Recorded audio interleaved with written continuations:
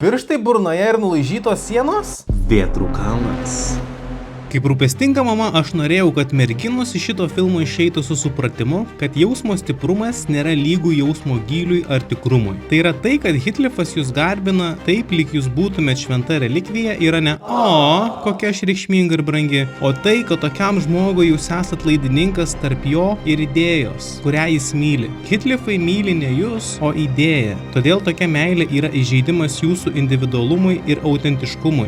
Be to, knyginis Hitlifas smurtauja prieš viską, kas juda ir apsėstas Ketrinos idėjos atgasa jos kapą. Vieną kartą po jos mirties, o kitą po 18 metų. Sveikinu su pilnametyste. Nors filmas knygos esenciją kažkiek pagavo, veikėjai kaip ir knygoje buvo bjaurūs, grubūs ir kerštingi, bet jis nepaliečia antros knygos dalies, kurioje Hitlifo blogis yra sunaikinamas Ketrinos ir jos brolio vaikų šviesos ir jų sąmoningo gėrio pasirinkimo. Šitos meilės ir išgijimo istorijos filme nėra. Filmas baigėsi mirštančia Ketrina, kuri šaukėsi Hitlifo, o šis gedi prie jos mirusio kūno. Kaip jautru, kaip liūdna. Pamirškime jų siaubingą elgesį, juk jie tiek prisikentėjo.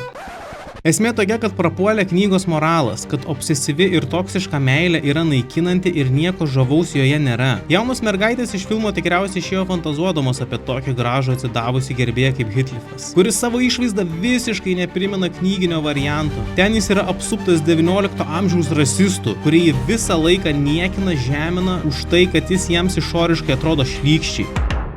Ar šitas vyras bent vienam žmogui pasaulyje atrodo šlykštus? Kaip kunigas sakau stop liguistos meilės idealizavimui, meiliai kaip apsėdimui ir savivertės kėlimui per tai, kad kažkas tavęs pamišėliškai trokšta. Realiai stop žmogiškai prigimčiai. Kristau, aš nušvitau, ateik manęs pasimti.